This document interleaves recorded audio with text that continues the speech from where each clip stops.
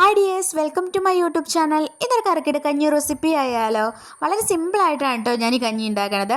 ഞങ്ങൾ കുറച്ച് ഉലുവ എടുത്തു, അതിൻ്റെ ഒപ്പം തന്നെ ആശാളി എടുത്തു, പിന്നെ എടുത്തത് ചെറുപയറാണ് കേട്ടോ. ഇവ മൂന്നും കൂടെ നന്നായിട്ട് കഴുകിയിട്ട് ഒരു 3-4 മണിക്കൂറത്തേക്ക് കുതിരാൻ വേണ്ടി വെച്ചിരുന്നു. പിന്നെ കഞ്ഞിക്ക് ആവശ്യമായിട്ട് ഞാൻ കുത്തരിയല്ല എടുത്തത്, നവര അരി എന്ന് പറയും, ആ അരിയാണ് കേട്ടോ എടുത്തത്. നവര അരി നന്നായിട്ട് കഴുകിയിട്ട് ഒരു പാത്രത്തിലേക്ക് ഇട്ട് കൊടുത്തു, വേവിക്കാൻ വേണ്ടിയായിട്ട് വെച്ചു കേട്ടോ.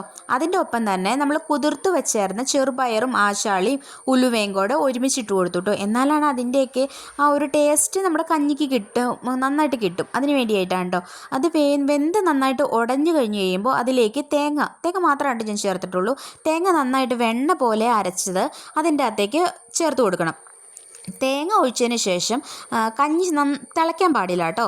ഒന്ന് ചൂടായി കഴിഞ്ഞതിന് ശേഷം ഒന്ന് വാങ്ങി വയ്ക്കാം. അതിനുശേഷം നമ്മൾ നെയ്യ് എടുത്തിട്ട് ചെറിയ ഉള്ളിയില്ലേ, നമ്മുടെ ചെറിയ ഉള്ളി നന്നായിട്ട് മൂപ്പിച്ച് അതിൻ്റെ അകത്തേക്ക് ഒഴിച്ചു കൊടുക്കണം കേട്ടോ.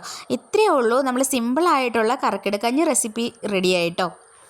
പിന്നെ കഞ്ഞിക്ക് പല തരത്തിലാണ് പലരും ഉണ്ടാക്കുന്നത്. മരുന്നുകളൊക്കെ ചേർത്തുണ്ടാക്കും. ഇവിടെയൊന്നും മരുന്ന് ചേർത്തിട്ടുണ്ടെങ്കിൽ ഇവിടെയുള്ളവരൊന്നും കഴിക്കത്തില്ല, പിള്ളേരും കഴിക്കില്ല. നീ പറയണേ ഞാനും കഴിക്കാൻ ചാൻസ് കുറവാണ്. അതുകൊണ്ടാണ് കേട്ടോ ഞാൻ അതുപോലത്തെ സംഭവങ്ങളൊന്നും ചേർക്കാമായിരുന്നു. പിന്നെ അതിന് വേണ്ടിയിട്ട് ഒരു സൈഡ് ഡിഷിന് വേണ്ടിയായിട്ട് വേലിച്ചീര കിട്ടിയായിരുന്നു. വേലിച്ചീര തോരനും ഉണ്ടാക്കി, പപ്പടം ചുട്ടും എടുത്തു, കുറച്ച് അച്ചാറും എടുത്തു കേട്ടോ. ഇങ്ങനെ ഒന്ന് ട്രൈ ചെയ്ത് നോക്ക്. ഇഷ്ടമായ ലൈക്ക് ചെയ്യണം കേട്ടോ.